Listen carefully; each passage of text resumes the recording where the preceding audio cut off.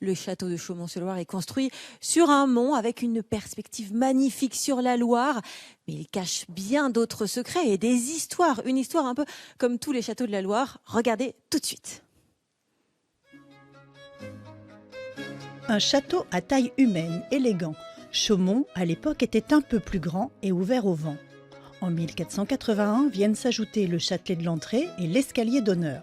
En 1505, Charles XII rend visite au propriétaire. Il admire alors la frise Renaissance avec les 2 C, entrelacés de Charles II, sieur de Chaumont. Entre ces 2 C, vous avez une montagne en flammes. Ça fonctionne comme un rébus parce qu'à l'origine ici, il y avait une forêt. Donc pour construire le château, il a bien fallu brûler la forêt et les arbres. On est aussi à 40 mètres par rapport au niveau de la Loire, sur une sorte de petite montagne. Donc ça fait mont enflammé, mont chauve. Et si on met à l'envers mont chauve, ça fait tout simplement Chaumont. Autre personnage marquant, Catherine de Médicis. La reine, confrontée à une cour anti-italienne, la femme d'Henri II, si superstitieuse, était très attachée à ce petit joyau, même si elle l'habita peu.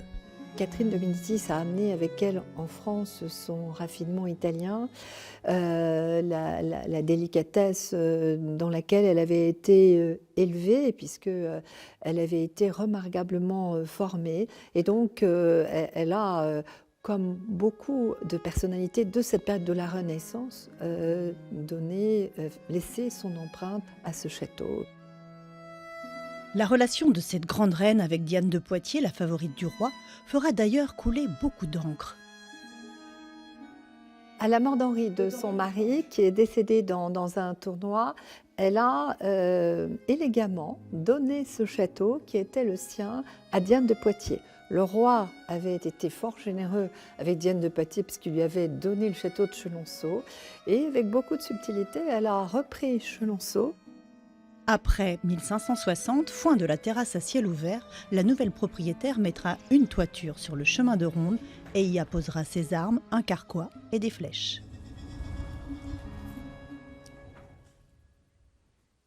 Nous voici à l'intérieur du château, dans une salle spéciale, la salle du conseil, où vous nous accueillez. Vous êtes l'hôtesse, vous êtes responsable de ce domaine. Chantal, expliquez-nous un petit peu la particularité de cette salle avec des tapisseries.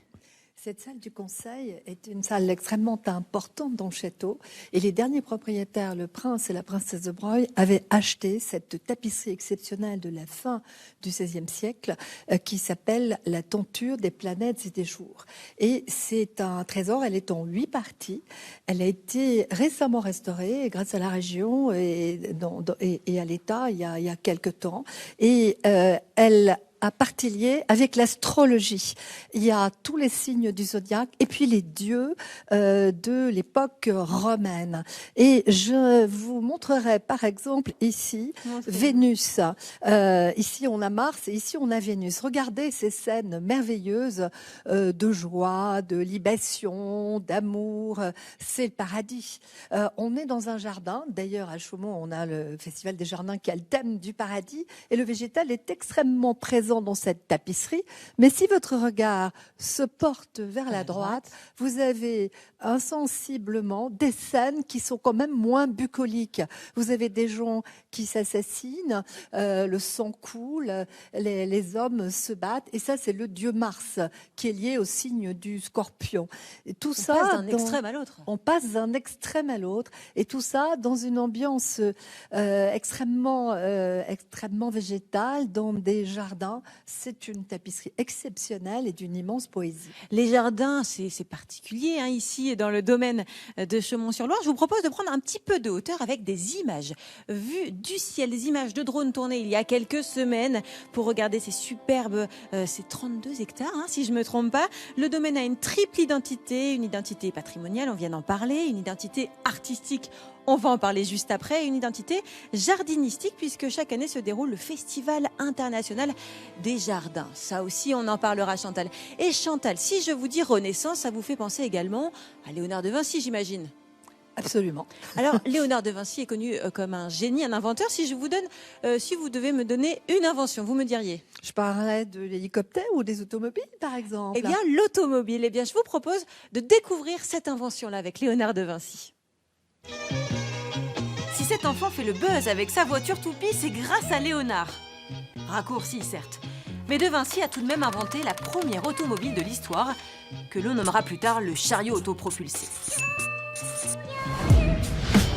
En 2004, on découvre la vérité sur ce schéma. C'est en réalité un accessoire de scène capable de se déplacer seul et de transporter des automates. En 1478, Léonard de Vinci pense la mécanique de la voiture comme les mouvements d'horlogerie. En remontant les ressorts à l'intérieur des gros tambours, l'énergie est emmagasinée puis relâchée dans les engrenages. C'est une cascade de pignons qui avance d'un cran à chaque fois. C'est ce que l'on appelle le mécanisme d'échappement, là, juste ici. Ce mécanisme, identique à celui d'une montre, garantit la libération uniforme de l'énergie à chaque cran, donc sur la longueur. C'est tout le contraire d'une voiture miniature qui, elle, libère l'énergie d'un seul coup et hop, plus rien, c'est fini. Chaque tambour assure la rotation d'une roue motrice de manière indépendante. La troisième roue, elle, commande seul le chariot qui se déplace sur scène et se balade. Et Léonard de Vinci a une nouvelle fois révolutionné le monde.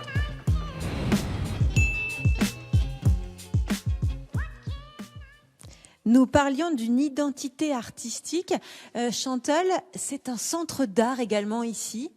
Un centre d'art et de nature. Toutes les œuvres qui sont présentées ici ont partie liée avec la nature. Vous avez des branches, des arbres, du végétal, des brumes. C'est le dénominateur commun de toutes les œuvres que nous présentons à l'intérieur et l'extérieur. Vous accueillez des artistes internationaux.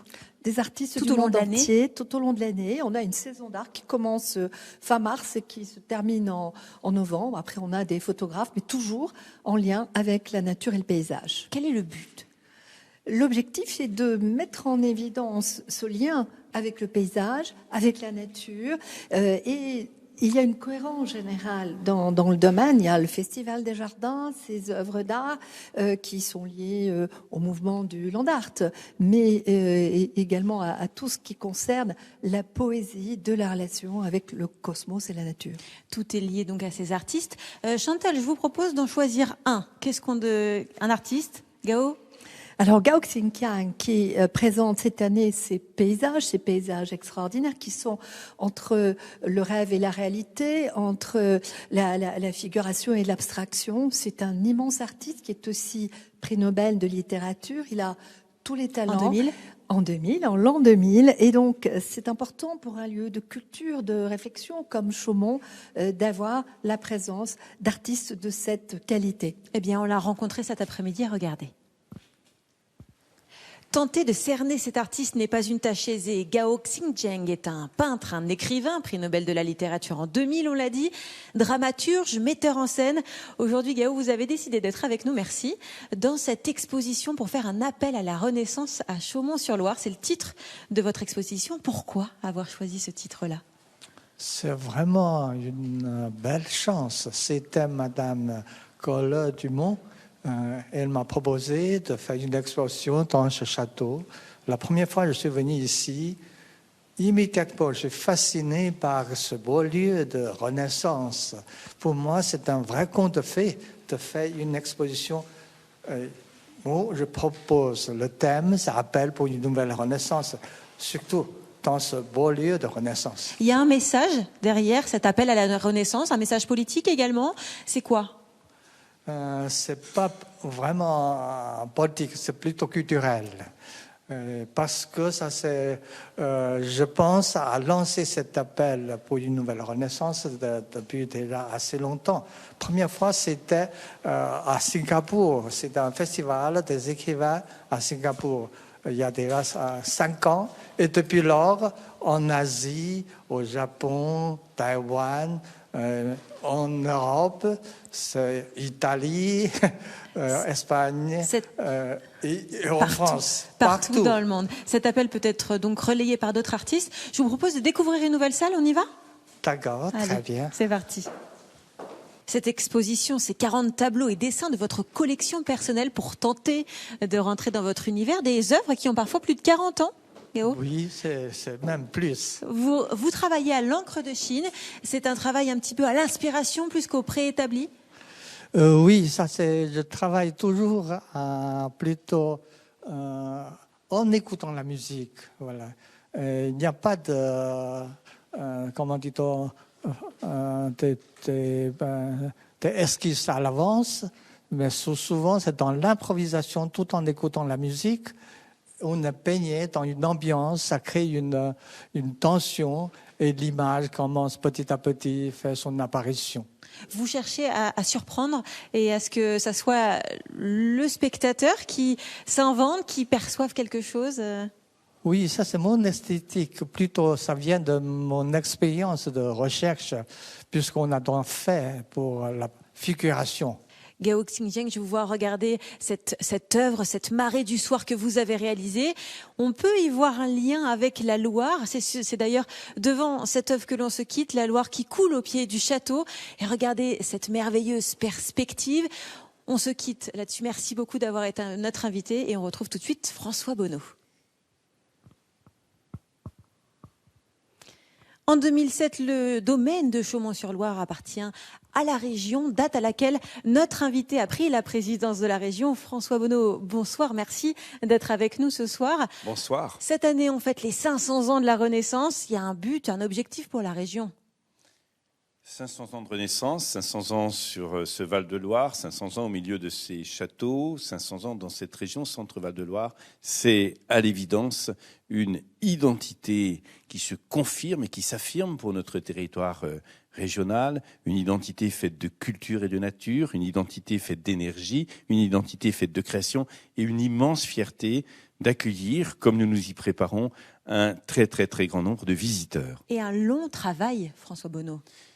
Deux années de travail. Deux années de travail pour permettre à tous ces responsables de grands sites, de petits sites, à toutes ces collectivités territoriales, à tous ces acteurs, ces femmes et ces hommes qui, à travers l'art, à travers la culture, donnent vraiment un visage à notre territoire. 2 années de travail qui ont été très vite reconnues par l'État, un soutien de l'État, qui ont été très vite accompagnés. Stéphane Bern est le parrain de cette opération et ça a permis de préparer plus de 700 événements qui se déroulent tout au long de cette année 2019 sur la totalité du territoire et notamment, bien évidemment, là où nous sommes sur les bords de la Loire. C'est énorme, il y a un impact touristique ? Il y a un impact touristique, bien évidemment, que nous sentons depuis le lancement de cette saison, avec de formidables week-ends, avec des semaines qui sont tout aussi pleines, avec des manifestations qui rencontrent un très large public, avec des tables qui sont bien remplies sur les terrasses de nos restaurants, avec des Vous me disiez, structures vous étiez hôtelières. surpris de cette... Oui, de honnêtement, nous attendions bien évidemment un résultat, mais il est très puissant et souvent au-delà de ce que nous attendions. On a des progressions qui sont considérables. Je vous donne juste un exemple. Sur la Loire à vélo, nous étions l'an passé à 1 100 000. Et bien sur les premiers mois de l'année, nous augmentons de 40% les utilisateurs de la Loire à vélo. Ce sont des gens qui viennent dans les grands sites, qui prennent le temps de découvrir le fleuve. Ce sont des gens qui vont découvrir notre vignoble et nos villages et qui, bien évidemment, font connaissance de la région. Mais c'est important. Je parlais de fierté, je parlais d'identité. C'est important parce qu'on sait qu'il n'y a pas de développement économique s'il n'y a pas une attractivité du territoire, s'il n'y a pas une identité du territoire. Et là, l'identité de cette très belle région est en train d'être perçue au niveau national et international. Grâce à la Renaissance, ça a aussi, du coup, un impact économique. Mais la Renaissance, c'est à la fois l'art et la culture, mais ce sont aussi les sciences et les techniques. Léonard, c'est l'homme des sciences et des techniques. Et aujourd'hui, vivre la Renaissance, faire partager la Renaissance, c'est à l'évidence montrer que cette terre de Centre Val-de-Loire est une terre pour le développement économique, pour la recherche, pour l'innovation. C'est la terre aujourd'hui de ce grand développement de la cosmétique, de la pharmacie, etc. Donc nous sommes vraiment très très heureux de faire se rencontrer notre culture et notre avenir. Merci beaucoup François Bonneau. Ici on connaît donc le patrimoine, l'art et les jardins, le Festival international des jardins. Ça se passe à Chaumont-sur-Loire. Regardez.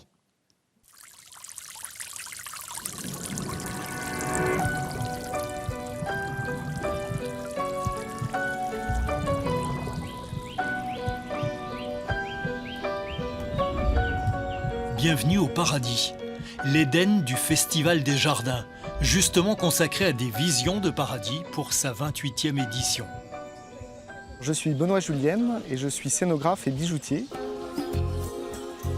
Les équipes de créateurs ont œuvré depuis le début de l'année pour faire surgir ces coins de paradis, ancrés dans la terre de Loire, mais colorés mystérieux comme ce mirage sorti d'un conte des 1001 nuits.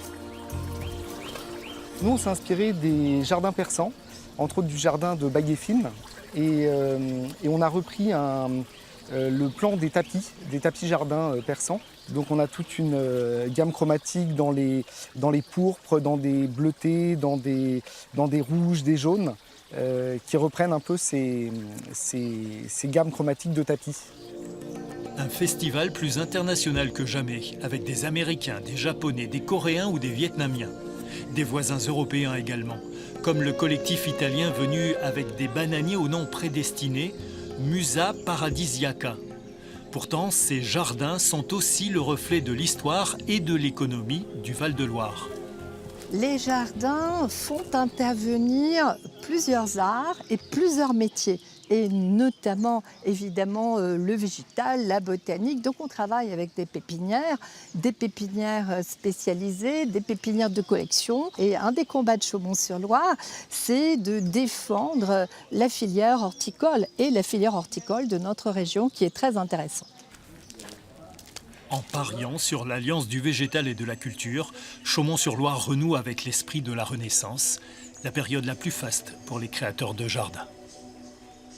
Un reportage, vous l'avez compris, tourné il y a quelques jours puisque la météo a complètement changé. Il pleut, on est abrité sous une voiture accompagnée de Bernard Lassus. Bonsoir. Est-ce que vous pouvez m'expliquer en quoi vous êtes un hôte particulier dans ce domaine de Chaumont-sur-Loire, Bernard ? Je suis un hôte particulier parce que j'apporte principalement de la couleur et que ce sont des jardins pérennes.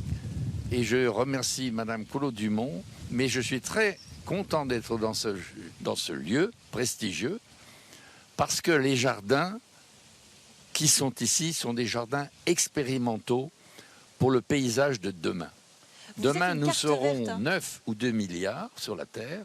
Il faut par conséquent prévoir de nouveaux aménagements. Il n'y a pas que préserver la nature, il y a réinventer ce qui doit nous entourer. C'est votre rôle aussi, c'est ce que vous avez essayé de faire ? C'est ce que j'essaye ici de montrer, des hypothèses de travail sur l'invention d'un nouveau paysage pour demain. On voit un de vos jardins derrière, c'est magnifique. Vous êtes carte verte ici. Expliquez-nous en quoi cela consiste-t-il ? Eh bien, c'est une invitation qui me laisse le choix personnel de faire ce que j'ai envie de faire. On m'a mis à ma disposition un espace, un lieu que je dois justement transformer en espace. Fier, c'était beaucoup de travail ? Ah, certainement. C'est des pièces tout à fait, et je dois dire que le travail a été long, parce que d'ailleurs, aujourd'hui où il y a du vent, nous voyons bien que des surfaces comme celle-ci doivent pouvoir soutenir le vent. Il y a un message derrière ? Il y a un message derrière ces jardins ? C'est surtout qu'il va falloir trouver de nouveaux espaces et que la couleur est notre amie. Quelle couleur vous avez voulu utiliser ? Toutes les couleurs. Vous avez mis combien de temps pour ce jardin ou ces jardins ? C'est des jardins que j'ai étudiés depuis plusieurs années. Et la construction ? Et la réalisation s'est réalisée sur place plusieurs semaines. Merci beaucoup d'avoir été notre invité, Bernard Lassus.